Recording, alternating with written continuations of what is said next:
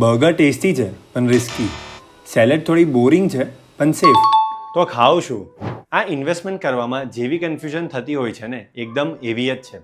જ્યારે તમારે બર્ગર અને સેલેડ વચ્ચે ચૂઝ કરવું પડે, ટેસ્ટ અને સેફટી વચ્ચેનો બેલેન્સ જ છે. જે રીતે ઇક્વિટી અને ડેટ મ્યુચ્યુઅલ ફંડ્સમાં ઇન્વેસ્ટ કરવું. ચલો આને સિમ્પલ બનાવીએ. ઇક્વિટી મ્યુચ્યુઅલ ફંડ્સ કંપનીના સ્ટોક્સમાં પૈસા લગાવે છે, એટલે કે તમે બિઝનેસમાં થોડા હિસ્સેદાર બનો છો. માર્કેટ વધે એટલે રિટર્ન્સ વધવાની શક્યતા. રિસ્ક ઓછું નથી પણ લોંગ ટર્મ ગોલ્સ માટે સારી ચોઇસ. 5 ની તો એના કરતાં વધારે વર્ષ માટે પૈસા રાખી શકો છો અને માર્કેટના અપ્સ એન્ડ ડાઉન્સ સંભાળી શકો તો perfect. Debt mutual funds safe ઓપ્શન્સમાં ઇન્વેસ્ટ કરે છે, જેવી રીતે કે ગવર્મેન્ટ બોન્ડ્સ, ટ્રેઝરી બિલ્સ વગેરે.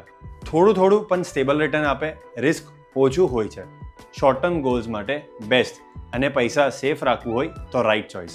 માર્કેટની હાલચાલથી ઘણું ઓછું ઇફેક્ટ. તો ઇક્વિટીમાં ગ્રોથ પોટેન્શિયલ છે પણ રિસ્ક પણ છે. ડેટમાં સેફટી છે પણ રિટર્ન્સ મોડરેટ હોય છે. તમે કયા ફંડમાં ઇન્વેસ્ટ કરો એ તમારા ગોલ અને રિસ્ક કમ્ફર્ટ પર ડિપેન્ડ કરે છે. આવા ઇન્ટરેસ્ટિંગ ફાઇનાન્શિયલ વિડીયોઝ માટે ફોલો કરો યસ સિક્યોરિટીઝ.